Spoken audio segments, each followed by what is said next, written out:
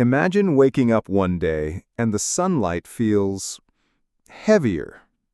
Not warmer, not brighter, just heavier, like a silent weight pressing down on you. The room around you is exactly the same as it was yesterday. The same walls, the same objects, the same life. But something inside you has shifted in a way you can't name. You get out of bed because that's what you've always done. You brush your teeth. You make your coffee. You open your phone, scroll through headlines, faces, fragments of conversations. You go through the motions. But beneath every movement, there's a strange quiet, an absence where something used to be. It's not sadness exactly. It's not depression in the clinical sense, though it might mimic it. It's something slower, deeper, more existential. It's as if the soul itself, this quiet, invisible part of you, has grown tired of the act of living. Not because life is unbearable, not because you faced some sudden catastrophe, but because somewhere along the way, the colors faded, the edges blurred, and the meaning that once pulled you forward has dissolved into a kind of gray mist. You still laugh sometimes. You still function. To anyone else, you seem fine. But inside there's a weariness that no amount of sleep can cure. A kind of spiritual fatigue, as if the very core of you is whispering, enough. And yet there's no clear answer to the question that follows, enough of what? This is the paradox no one warns you about.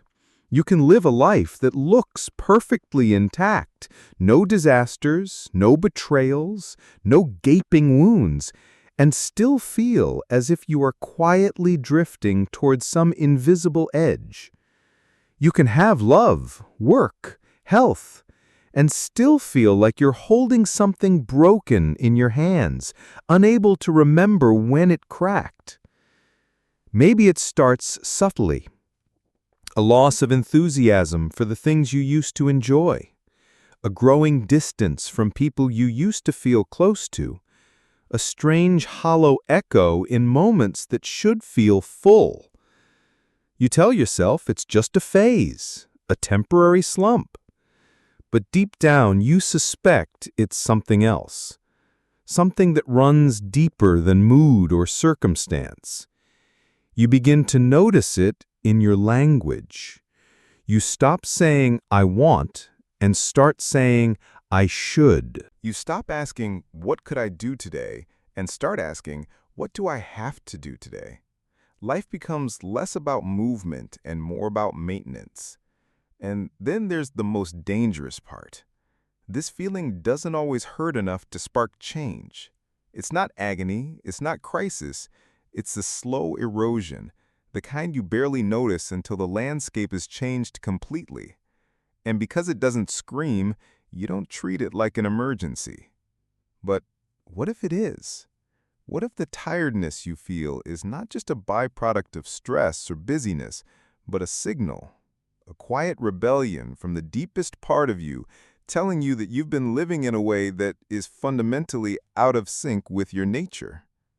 And here's the unsettling thought. What if the soul doesn't tire from doing too much, but from doing the wrong things for too long? You could be surrounded by comfort and still be starving for meaning. You could have everything you were told to want and still feel an aching absence. And because the world measures life by productivity, possessions, and appearances, no one ever taught you how to measure it by alignment, by truth, by the raw pulse of being alive. We're taught to survive, we're taught to succeed, but rarely, almost never, are we taught to live in a way that keeps the soul awake. So here you are, moving through a life that is technically fine, but spiritually vacant, with the quiet suspicion that you've been missing something crucial. Is it purpose, connection, freedom, or is it something even more elusive? something you can't name because you've never been given the language for it. The irony is that the soul's exhaustion often hides behind competence. The more capable you are at holding your life together, the easier it is to ignore the quiet collapse happening inside you. The better you are at performing okayness, the harder it is for anyone, including yourself, to see that something is deeply off. And yet, beneath all the disguises, the truth waits. It waits in the restless nights, in the hollow mornings, in the moments of unexplainable grief that swell without warning. It waits in the questions you avoid, because you already sense they will change you. Questions like, what if the life I've built is not the life I was meant to live? What if the real reason my soul is tired is because I've been trying to become someone I never truly was? And, most dangerous of all, what if I stopped pretending I don't know the answer? That's where this journey begins, not with solutions, not with fixes, but with the willingness to look straight at the truth, however uncomfortable it may be. Because the moment you do, you will discover that this weariness is not the end of you. It might, in fact, be the beginning. The hidden problem and its psychological/philosophical roots. The tiredness of the soul is not born overnight. It is not a sudden collapse, but the slow tightening of invisible chains, links forged from expectations, beliefs, and silent compromises you never questioned. To understand why it happens, you have to look at the architecture of the human mind, and deeper still, at the unspoken agreements we make with the world from the moment we are born.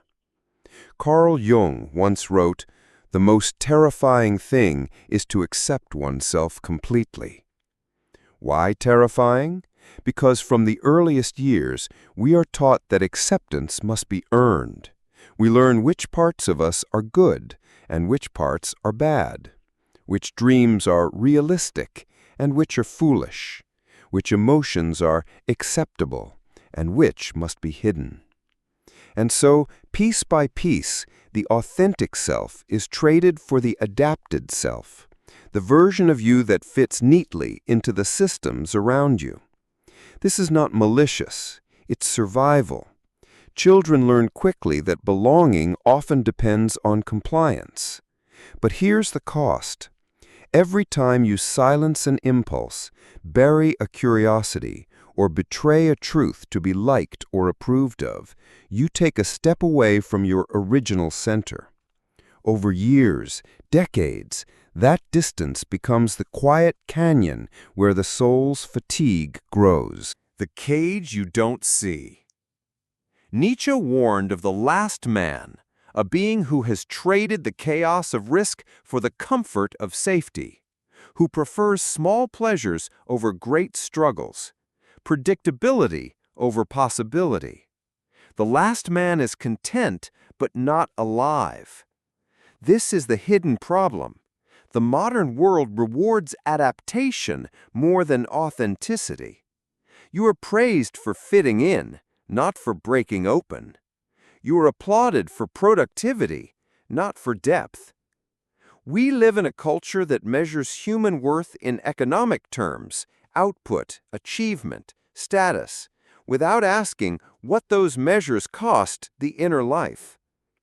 It is entirely possible to be successful in every visible way, while the soul is quietly starving.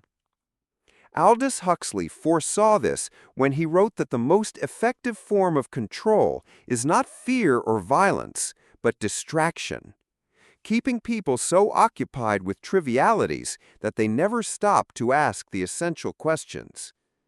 And so your soul may be tired not because you've failed, but because you've succeeded in building a life around the wrong goals. The psychological machinery of exhaustion. From a psychological perspective, the exhaustion of the soul can be traced to cognitive dissonance, the mental discomfort of living in a way that contradicts your true values.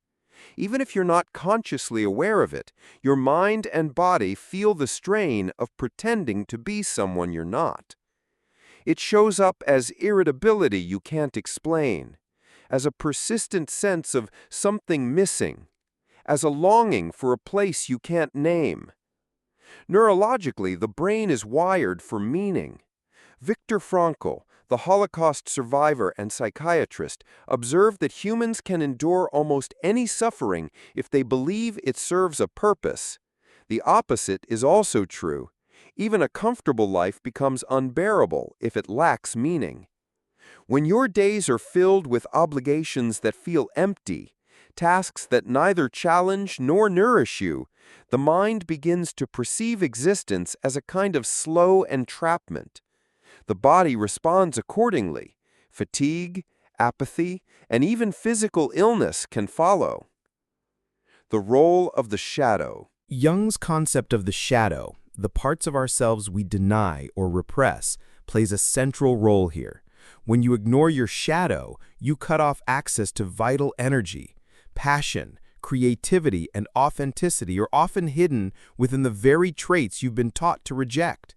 For example, if you were told as a child to always be polite, you may have buried your capacity for anger, along with the assertiveness and boundaries it brings.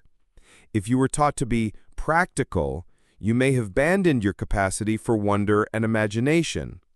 If you were told to be strong, you may have learned to hide vulnerability, cutting yourself off from intimacy. Every buried truth is like a stone in the pocket of the soul. Carry enough of them, and no wonder you feel tired. The cultural illusion. The philosopher Erich Fromm described a concept he called the marketing personality, the tendency to present yourself as a product to be sold, optimized, and approved of, rather than as a living being with intrinsic worth. Social media has amplified this to an extreme. You are not only living your life, you are curating it for an audience. Over time, this creates a split between the self you show and the self you feel, and maintaining that split requires constant energy. The tragedy is that the adapted self can become so convincing you forget there was ever anything underneath it, until the weariness comes, until something inside you starts whispering, "This isn't who I am." Why this is hard to see? The hidden problem is hard to name because it often masquerades as normal life. We live in a society that romanticizes busyness, where being perpetually tired is worn as a badge of honor, where asking, "Why am I here?" is dismissed as impractical or self-indulgent. But consider this. What if the existential tiredness you feel is not a personal failure, but a rational response to an unnatural way of living? What if your soul is simply rejecting the terms of the contract you never consciously signed? The slow burn. Philosophically, this is the territory Sartre called bad faith, living in a way that denies your own freedom and responsibility. You tell yourself you have to live this way, when in truth, you are afraid of what might happen if you choose differently. The result is a life that is comfortable enough to prevent rebellion, but unfulfilling enough to slowly drain your vitality. The weariness is your signal. Not to push harder, not to fix yourself, but to listen. Because beneath the exhaustion lies the most important question you will ever face. If the way you are living is making your soul tired, what are you willing to change? This is where the next step becomes unavoidable, looking not just at the problem, but at its consequences. Because the hidden fatigue of the soul does not stay contained, it spreads. It reshapes the way you see yourself, others, and the entire world. The unseen consequences. You think the tiredness is just yours, that it's a private struggle, a quiet storm happening behind your ribs while the world goes on unchanged. But it isn't. The exhaustion of the soul leaks. It stains how you see the world, how you speak to others, how you meet each day. It shapes your choices in ways you don't realize until you wake up one morning and realize you've been living in a smaller and smaller circle of possibilities. This is the nature of the unseen consequences. They are slow, subtle, and cumulative like water wearing away stone. The shrinking horizon. When the soul is tired, you stop reaching, you stop risking, you stop asking the bigger questions because the answers feel too far away. It's not always obvious. You still show up to work, you still meet friends, you still smile for photos, but behind it, the world feels flatter, less textured. Psychologists call this anhedonia, the loss of the ability to feel pleasure. It's not just about joy. It's about the collapse of meaning. Experiences no longer pierce you the way they once did. Sunsets are just colors. Music is just noise. Conversations are just words. You tell yourself you're just tired or busy, but deep down, you know it's more than that.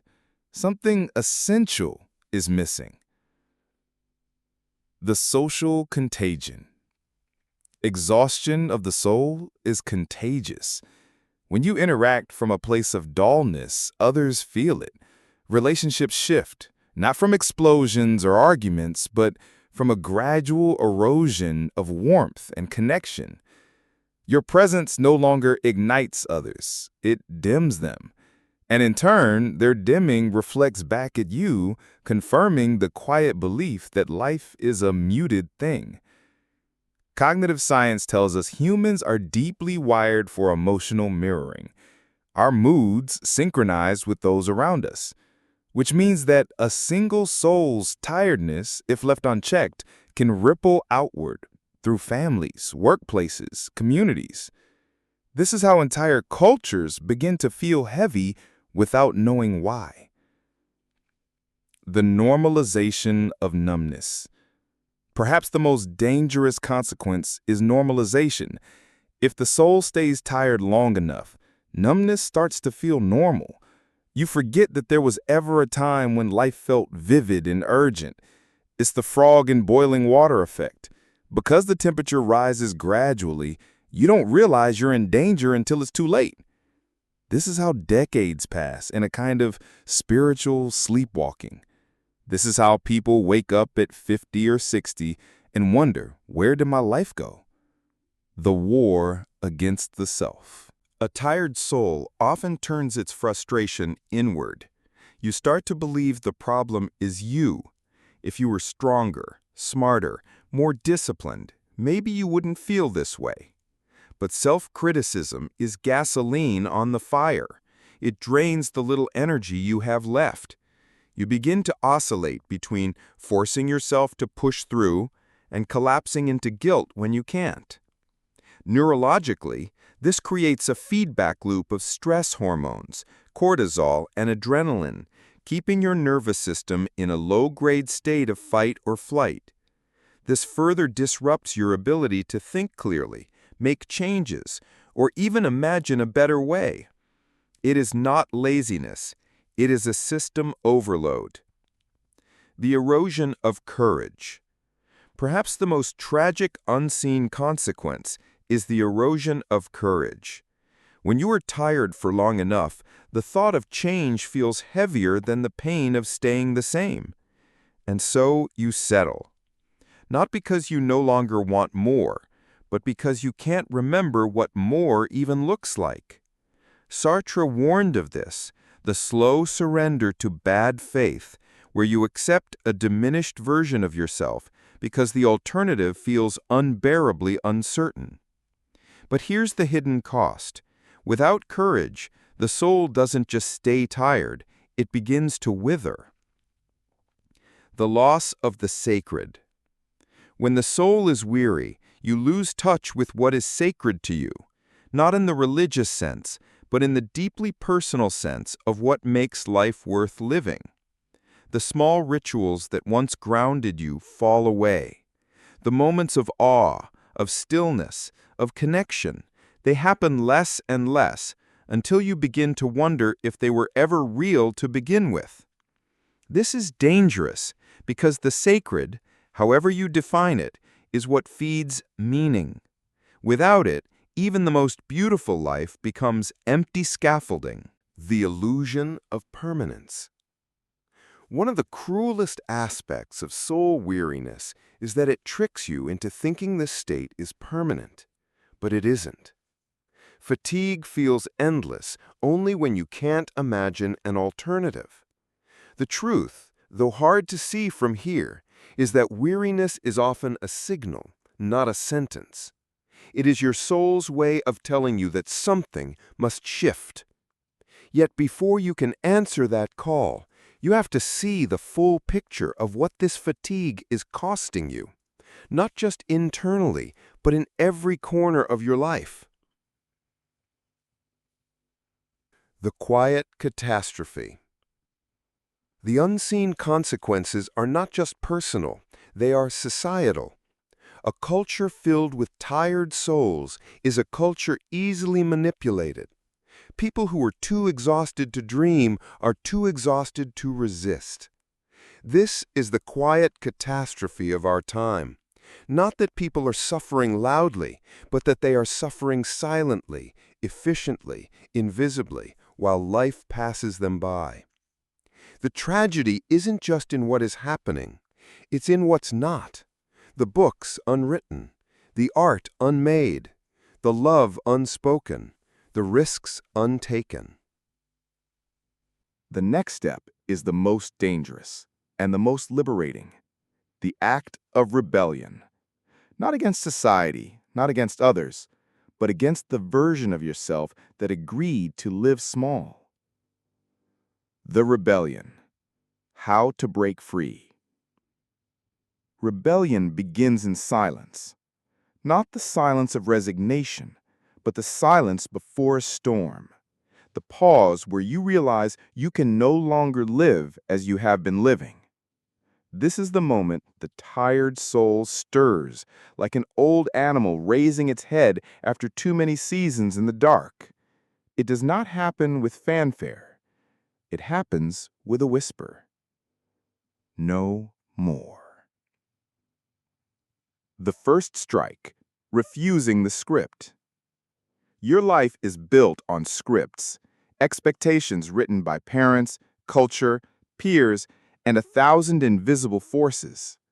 The first act of rebellion is to refuse to read them. You don't have to tear them apart immediately. You simply stop performing them on autopilot.